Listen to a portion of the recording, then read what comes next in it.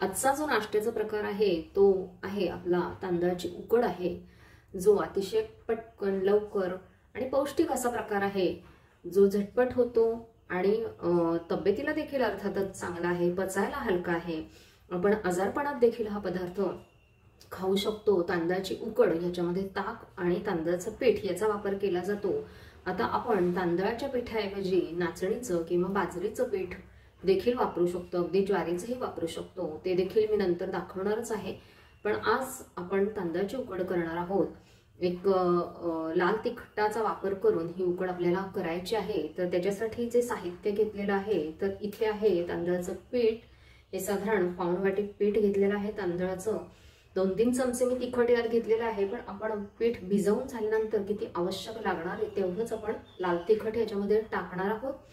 तीळ आहेत, अर्धा ते पाऊण चमचा कोथिंबीर, कढीपत्ता आहे आणि तिकडे ताक आहे.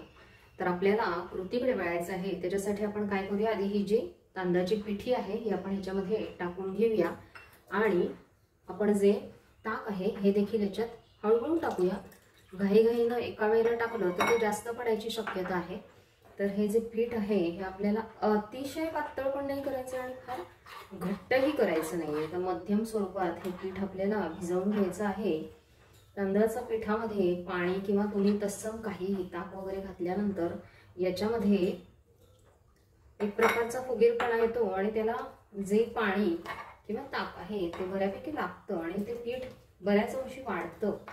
तर आता आपण हे पीठ याच्यातल्या ज्या गुठळ्या आहेत त्या अगदी छान मोडून घ्यायच्यात आपल्याला. तर त्या मोडून घेऊया आपण छानपैकी. आपल्याला हवे आवश्यक तेवढं पातळपणा आणण्यासाठी आपल्याला ताक टाकायचं आहे. पण त्याच्या आधी या ज्या गुठळ्या आहेत ना या छान मोडून घ्यायच्यात. ते तशाच ठेवायच्या नाहीयेत, नाहीतर मग जे आपण उकड करतो त्याच्यामध्ये गाठी तशाच राहतात. त्यामुळे ह्या ज्या गाठी आहेत या घट्ट असतानाच मोडायच्या. आपण प्रमाणाच्या बाहेर जर त्याच्यात ताक टाकलं आत्ता तर आपण गाठी मोडून घेऊ शकत. म्हणून या गाठी आहेत या व्यवस्थित मोडून घ्यायच्या आहेत आपल्याला.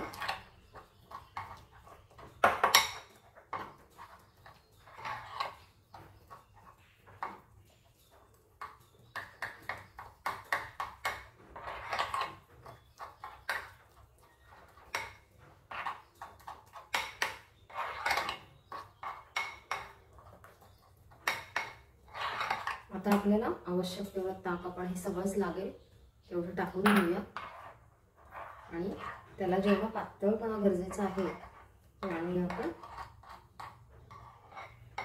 छान एकजीव करून घेऊया. आपण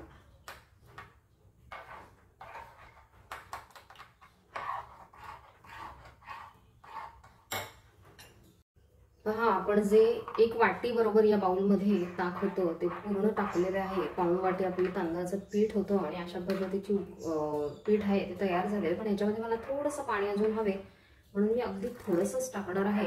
कारण काय होतं, ज्या वेळेला आपण उकड करतो त्यानंतर ती खूप घट्ट आणि दाट होण्याची शक्यता असते. तर ती प्रमाणाच्या बाहेर घट्ट झाली ना मग खाताना तेवढी मौज वाटत नाही. म्हणून हे जे आहे मिश्रण हे थोडंसं पातळसर करून घ्यायचं आहे, कारण शिजल्यानंतर ते थोडं घट्ट होणार आहे. तर पहा, साधारण अर्धी वाटी तरी मला हे पूर्ण पाणी, अर्धीपेक्षा थोडं जास्त लागलेलं आहे. म्हणजे 1 वाटीभर ताक आणि अर्धी पाऊण वाटी पाणी, असं एवढं पाणी मला पाऊण वाटी पिठाला लागलेलं आहे. आता हे असं जे आहे बॅटर हे बरोबर आहे, कारण आपण हे जेव्हा शिजवू ना तेव्हा त्याला घट्टपणा येणारच आहे. आता आपल्याला काय करायचंय, कढई तापवायला ठेवलेली आहे, त्याच्यामध्ये फोडणी करून घ्यायची आहे. त्याच्या आधी याच्यामध्ये आपण मीठ टाकून घेऊया. तर हे बॅटर तयार झाल्यानंतरच आपल्याला मीठ टाकायचे, आधी अंदाज चुकू शकतो. आता हा एवढा चमचा म्हणजे साधारण अर्धा चमचा मीठ ह्याच्यात मी घातलेला आहे. ह्याच्यामध्ये अगदी चिमूटभर हळद घालूया, फार नाही घालायची हळद. आणि आपल्याला जे लाल तिखट आहे ते देखील घालायचं आहे याच्यामध्ये. तर हे लाल तिखट तुमच्या आवडीवर आहे किती घालायचं आहे, पण मी आत्ता साधारण 1.5 चमचा तरी मी हे घातलेलं आहे. आपण ढवळून घेऊया किती होतोय, कारण की ह्याला लाल तिखटाची चव अतिशय छान येते. तर हे लाल तिखट तुमच्या आवडीवर किती घालायचं, ज्यांना कमी आवडतं त्यांनी कमी घाला, थोडंसं झणझणीत ज्यांना आवडतं त्यांनी हे साधारण, मी इथं हा 1.5 चमचा घेतला म्हणजे तो साधारण नॉर्मल आपला जो चमचा आहे तो 1-1.25 चमचा तरी होईल तेवढं हे आपण लाल तिखट घालून मिश्रण छान ढवळून घेऊ. आता आपलं तिखट, मीठ आणि हळद घालून झालेली आहे आणि मी मिक्स करून घेतलेलं आहे. ज्या वेळेला आपण ताक टाकतो त्यावेळेला देखील हे सगळं टाकलं आणि मिक्स करून घेतलं तरी हरकत नाहीये. आता आपण फोडणी तयार करून घेऊया. फोडणीसाठी आपल्याला तेल टाकायचं आहे. तर ह्याला अगदी कमी तेल नाही टाकायचं, जरा व्यवस्थित तेल टाकायचं. तर साधारण अर्ध्यापेक्षा थोडंसं कमी वाटी तेल आहे, पण जवळजवळ अर्धा वाटी असावं इतपत आहे. आता ह्याच्यामध्ये आपण मोहरी घालून घेऊया. मसाले मी मुद्दामून मगाशी ठेवलेले नव्हते ते, कारण की ते फार कमी असतात, तर मग ते सामानात जरी ठेवले तरी ते समजत नाही किती. तर आता आपण साधारण अर्धा चमचा मोहरी याच्यात घालून घेऊया. याच्यामध्ये मोहरी खूप छान लागते, त्यामुळे मोहरी व्यवस्थित टाकायची. त्याच्यामध्ये हिंगाचा फ्लेवरही खूप छान येतो, त्यामुळे हिंग आपण अर्धा चमचा टाकूया.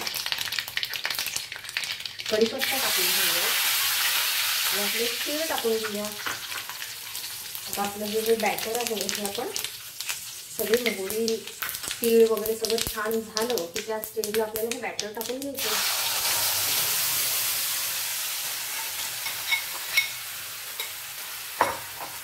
गॅस मी बारीक केलेला आहे आणि आता आपण ही छान ढवळून घेऊया.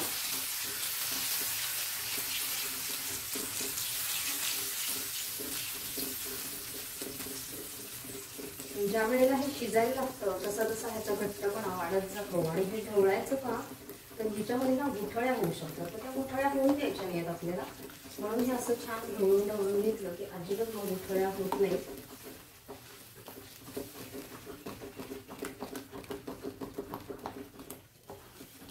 आता छान मिक्स झालेलं आहे सगळं. आता फक्त एक वाफ आपल्याला आणायची आहे. तर ही वाफ आपण साधारण 2 ते 3 मिनिटासाठी झाकण ठेवूया आणि वाफ घेऊया ह्याला.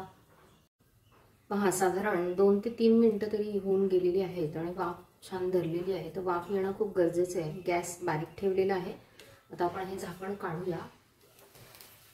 अशी छान वाफ येणं गरजेचं आहे, कारण की ते पीठ आहे शिजायला पाहिजे. जेव्हा ते छान शिजेल तेव्हा ते उकड आपली तयार झालेली आहे. आता छान झालेली आहे तयार. गॅस घालवून टाकूया आपण.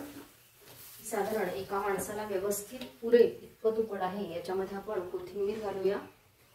आता काही जण ना या उकडीवरती पुन्हा एकदा कच्चं तेल टाकून ती खातात, पण आवडत असेल तर टाका, नाही तर तेलाची तशी काही गरज नाही. आता आपण हे छान बाउलमध्ये काढून घेऊया. पहा, अशा पद्धतीनं एका माणसाला अगदी पोटभर पुरेल अशी साधारण पाऊण वाटीची तांदळाची उकड आपली तयार आहे. तर गरम गरम वाफे भरलेली उकड जरूर खाऊन बघा. पचायला अतिशय हलकी असते. तांदळाचं पीठ वापरल्या करणारे सगळ्यांनाच ही योग्य आहे. पचायला सुलभ आहे. अगदी आजारपणामध्ये देखील तोंडाला चव वाढवणारी आणि पौष्टिक आणि झटपट होणारी उकड जरूर करून पहा, खाऊन पहा. पुन्हा एकदा नवीन व्हिडिओमध्ये भेटूया. तोपर्यंत धन्यवाद. तर अशा पद्धतीनं आपली तांदळाची उकड